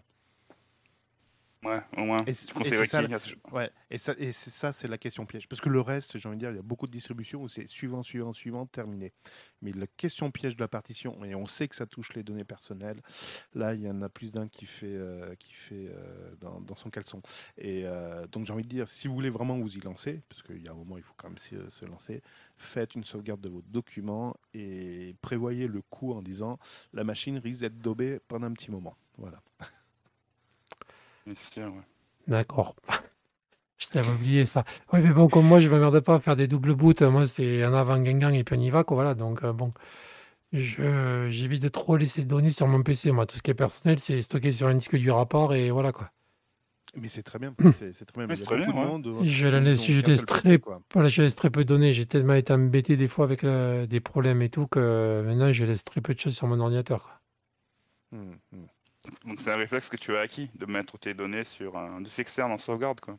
Mais c'est surtout quand tu t'es fait des vidéos sur YouTube, que tu as 2-3 heures de rush, que tu les as perdues parce que tu as un problème de ton ordinateur, il démarre pas, tu es content, quoi. Ah, ah bah oui, c'est sûr, Donc hein, c'est clair, quoi. ça t'arrive une fois, donc après, ben, ça te sort le son. Oui, c'est sûr, ouais. La leçon, elle est retenue, quoi. D'accord. Non, Bon mais je te posais alors, la question pour que tu essaies de passer un peu de pub pour Pop OS, mais bon, comme tu veux pas. déjà parle tout le temps de la Pop OS, tout le temps, chaque fois qu'on fait un podcast. Bon, Ouais, mais voilà, c'est pas donc grave, oui. hein. Non, non, bon, mais oui, je conseillerais Pop OS, voilà. Bon, j'aimerais bien juste qu'ils mettent le game mode en place et tout ce qui est niveau jeu en plus, comme la regatta, et puis voilà, ils seraient au top. S'ils pouvaient D'accord, appuyer un peu plus, voilà, là, on serait vraiment au top, quoi. d'accord. Donc pour conclure, j'aurais une question pour toi et pour Cédric et Klaus, parce que Ben a déjà répondu. Cédric et Klaus, vous conseillerez quoi comme distribution? Vas-y, Klaus.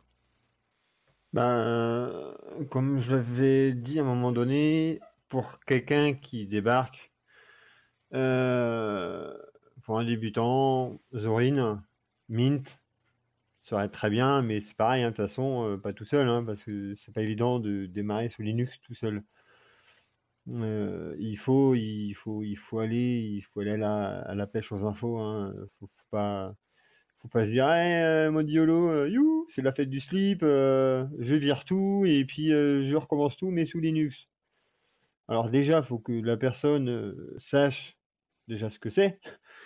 Donc pour ça, bah, comme disait Benoît, les, les assos ou des forums, faut se retourner vers des gens qui savent ce que c'est, hein, parce que démarrer tout seul sous Linux, c'est pas évident. Euh, Mais pour débuter, ouais, une petite Zorin où justement l'utilisateur sera pas trop perdu. Par exemple, une Zorin ou une Linux Mint. D'accord.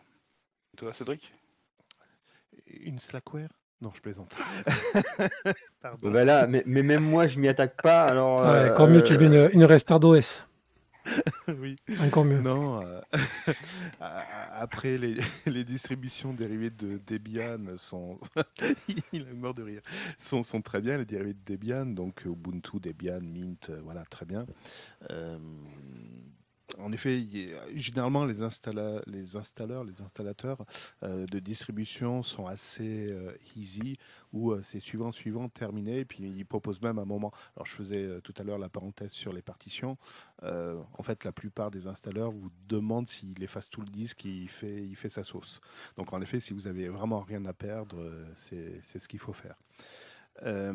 Après, j'ai envie de dire, si vous voulez tester une version Linux, vous pouvez acheter un nouveau PC, mais non, pas à 800 euros, pas à 900 euros, non, un petit PC à 80, allez, 100 euros, si vous prenez vraiment une bête de course qui s'appelle un Raspberry Pi, et dessus, vous aurez une distribution Linux qui s'appelle Raspbian, et vous pouvez commencer à faire vos dents là-dedans. Alors, évidemment, vous ne pourrez pas jouer à des jeux qui demandent 60 FPS, quoique, s'ils sont bien optimisés, mais vraiment bien, hein. Mais voilà, vous pouvez déjà faire peut-être vos tests là-dedans, ou pourquoi pas en machine virtuelle. Il existe des virtualisations sous Windows, et vous pourrez peut-être installer une distribution Linux à l'intérieur. Pourquoi pas? Tu peux le faire avec le nouveau Windows 11. C'est prévu, tu peux l'avoir en Oui, graphique, ouais. ouais, mais non, sans parler de ça, on utilise un VMware, c'est pas VMware, pardon, c'est VirtualBox. Il existe un VirtualBox sous Windows qui est gratuit, hein, qui n'est pas piraté évidemment, et vous pouvez installer une distribution à l'intérieur. C'est ce que j'avais fait à l'époque, je crois, sur Windows 7, où j'avais installé un Fedora en virtuel. J'aime bien ton commentaire, mais t'as pas répondu à mes questions. Qu'est-ce que je conseille? Oui. Allez, Mint. Linux Mint. Très bien. C'est une dérivée d'Ubuntu. Donc, si vous avez besoin d'aide derrière, il y a pas mal de. Il y a le site Ubuntu, en effet, qui est très riche. Et vous aurez plein d'aides sur Ubuntu. Pour qu'autre Merci d'avoir. parenthèse à part, s'il y a des débutants qui écoutent le podcast, n'installez pas la Red StarDOS, déconnez pas, c'est un truc de Corée du Nord. Pour ceux qui ne savent pas ce que c'est, hein. De Oui, quoi? ou la SacWare. Laquelle? La Red StarDOS, c'est la distribution officielle de la Corée du Nord. Donc, qu'il y en Non, a c'est pas Deepin, c'est Deepin, c'est Deepin, c'est pas devenu Deepin. Ah non, ça c'est Huawei qui veut installer ça sur ses PC. Ah non, Deepin, c'est la Chine, mais la Red StarDOS, c'est la distribution qui est en Corée du Nord. D'accord. Ah non, mais il faut pas installer ça, donc ne cherchez pas, quoi, hein. Et n'installez pas la SacWare, parce que la SacWare, c'est quelque chose dont a parlé le stagiaire, et c'est un truc spécialement fait par quelqu'un qui maintient lui tout seul la distribution. Donc, non. C'est un problème, oui. Mm. Pardon, la parenthèse est fermée. La parenthèse est fermée. Et pour ah si, alors c'est pas une blague, hein. Il y en a certains qui auront entendu parler d'un autre système d'exploitation qui est autre que Windows, macOS ou Linux, qui s'appelle Chrome OS, mais qui est en fait un noyau Linux. Donc si vous aviez un Chrome OS, vous avez un petit Linux à l'intérieur. Ouais, je sais, j'en ai entendu parler. J'ai un ami justement qui l'a installé. Voilà. Ou Et pour moins, la pas petite, qui l'a installé, qui a acheté un PC, un PC ouais, un avec Chrome Chromebook. OS en fait. Un Ouais, un Chromebook, ouais. Chromebook. Mhm. Et pour la petite histoire, Chrome OS c'est un dérivé de Gentoo. Voilà. Et si ça vous intéresse, Linux, il y a un article sur OMG Ubuntu qui est en anglais, justement. Il y a un gars qui parle de comment installer une distribution Linux sur un Chromebook. Et au niveau, parce que là on a parlé d'associations, on a parlé de forums, on a parlé de serveurs Discord, oui, et puis il y a les podcasts, donc forcément il y a votre podcast, il y a le podcast de l'apéro des Papas Manchots, il y a d'autres podcasts que vous avez entendus sur en Alors, français évidemment. théoriquement, du véritable podcast qui est retransmis sur les plateformes, il y en a qu'une origine, enfin, si je dis pas de bêtises, encore une fois, parce que vous, je vous ai trouvé comme ça, comme par hasard, on n'est que deux. Il y a le vôtre et le nôtre. Alors, oui et non. Il y a un autre podcast pour les barbus, mais en fait c'est plutôt, il détaille ce qui se passe un peu sur la planète du libre. C'est l'écho des GNU, mais c'est plutôt une revue d'articles et c'est pas forcément sur Linux en lui-même, mais c'est dans le monde open source, hein. L'écho des GNU, et il y en a un autre dont ça. Ah oui, Libre à vous, qui est là plus une émission. Ah oui, Oui, mais Sully voilà, mais Seffer, il est souvent. j'appelle pas ça un Voilà. podcast, c'est plus une émission à la radio, donc Oui, retranscrit en podcast. podcast, Oui. voilà. Mais ils sont très actifs et franchement, ça vaut le détour. Ça vaut vraiment le détour. Ouais. Si vous voulez l'écouter, vous trouverez ça sur le site de l'April. Il y a des liens. Et en magazine, en web magazine papier, magazine électronique. Il y avait. Full Il y a encore, Circle, mais il y a le Full Circle qui est traduit, mais ça parle que Yes. de base Ubuntu. Il y Ouais. a la PC Linux OS, mais c'est en anglais. Et après, je connais pas d'autres. il y D'accord. avait aussi Linux Magazine, mais c'est un mensuel. En Bimensuel, je français. crois. Ouais, ouais, je sais plus. Un bimensuel ou un mensuel? Je sais Ouais, plus. oui, Je sais peut-être, ouais, plus. sûrement, ouais. Mm. Mais il faut maintenant, vu qu'ils ont des problèmes de presse, il faut aller sur le site pour le commander, quoi. Mm. Ça le faire livrer. Soit de manière électronique ou papier. Je sais plus les modalités. Ouais, c'est les éditions de Diamond. Ouais, Enfin, ouais. ok. Donc voilà. Et ensuite, on va finir par les Discord. Donc, les Discord, eh ben, il y a le Discord de GLF, le bien connu de Airboxer, Klaus et moi-même de nouveau nom. Il y a aussi le Discord maintenant des apéros des Papas Manchots. Je mettrai le lien en bas de ce podcast. Il y a un truc aussi, je crois, de GNU. Mais ça, j'ai pas l'adresse que j'avais vu. Et il doit y avoir 2-3 Discord aussi qui traînent. Mais bon, après, ils sont pas trop actifs. Donc, vous les trouverez dans un annuaire de Discord aussi où je mettrai le lien pour ceux que ça intéresse. Donc voilà, on a fait le tour. Donc pour finir, comme vous voyez, si vous avez besoin d'aide, si vous passez sous Linux, ben il y a de l'aide. et même en français. Donc après, il faut arrêter de dire que c'est pas possible de faire la transition. Je sais pas ce que vous en pensez, vous. Tout est possible, il suffit de se donner les moyens. Ouais, exactement. En fait, il faut se donner un objectif. C'est ce que j'ai dans chaque projet, c'est avoir un objectif. Je veux jouer, je veux... Enfin, voilà. Oui, Faut et se donner un objectif. ce que sous-entend le stagiaire, c'est qu'on fait aussi bien du Linux que du développement personnel. Ce que tu voulais dire, non? Je Ah plaisante. ben, carrément. On va faire développement personnel. Là. Allez, c'est parti. Voilà, développement personnel grâce à Linux. On va se lancer. Par contre, pour finir, Cédric, tu veux parler de ton podcast, vu que tu es là, on va t'accorder un petit espace de pub. Eh bien, écoute, c'est très gentil. Déjà, je voulais vous remercier pour cette invitation. Donc, en effet, moi, je viens de l'apéro des Papas Manchots, qui est un podcast également qui traite du libre, qui est fait avec mes compères, des cas, John et Morgan et Fabrice, Podfab, alias Podfab. Donc, on parle également du libre, de nos découvertes, de nos expériences dans le monde du libre. Et donc, c'est un podcast qui sort une fois par mois. Et donc là, il y a un nouveau numéro qui est sorti, plus un supplément qui traite des sauvegardes avec mon pote John. Voilà, donc pour le consulter, il faut avoir une application de podcast. Donc vous pouvez retrouver sur iTunes ou également sur Podcast Addict ou toutes les bonnes plateformes de podcast. Voilà. Bon, ben voilà. Vous avez autre chose à rajouter? Ouais, juste que faut pas oublier et arrêter de dire que sous Linux on ne peut pas jouer, parce que c'est faux. On peut tout faire sous Linux avec un peu d'aide, évidemment, parce qu'on ne peut pas toujours tout faire tout seul. Mais on peut tout faire sous Linux, on peut jouer. La majorité des jeux passent maintenant sous Linux. Oui, la preuve, j'ai même fini Resident Evil 8, si ça vous intéresse. Et pourtant, c'est un jeu récent. Donc, vous voyez, c'est passé tout seul. La preuve.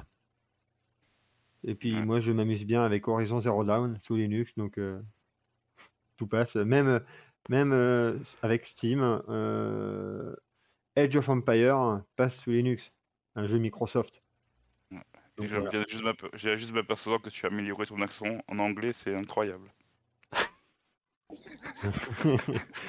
C'est méchant. Il doit écouter des podcasts en anglais, j'en suis sûr. Ah, moi je suis fan de Dev2D, un YouTuber high-tech, donc voilà quoi. Parce que la dernière fois, Klaus il m'a dit push the button, je sais pas quoi, j'ai pas trop bien compris, il a fallu qu'il épelle le mot pour que je comprenne, donc voilà quoi. Écris-le dans Discord. Bon, du coup, nous aussi, on va appuyer sur le bouton. Du coup, vous avez plus rien à rajouter? On va pouvoir couper? On peut couper court. D'accord, on va couper court. Bon, mais sur ce, je vous remercie de nous avoir écoutés. Donc voilà, bon, c'était surtout un podcast qui était surtout dirigé pour les débutants et ceux qui découvrent aussi Linux. Bon, il y avait aussi une petite partie pour ceux qui sont un peu plus expérimentés. Bien sûr, si on a dit des bêtises, les commentaires sont en bas, on est réceptif. Donc, vous inquiétez pas, on vous répondra. Bon, écoutez, on se dit à la semaine prochaine, si on est encore là, et à une prochaine. Merci Cédric d'être venu. Donc, je fais partie de l'apéro des Papas Manchots. Je vous conseille d'aller écouter les podcasts auxquels il participe. Je mettrai le lien en bas de ce podcast et sur la vidéo sur YouTube. Et puis voilà. Merci. Ben, merci à vous trois, et je vous dis à une prochaine. Merci, À bientôt. au revoir.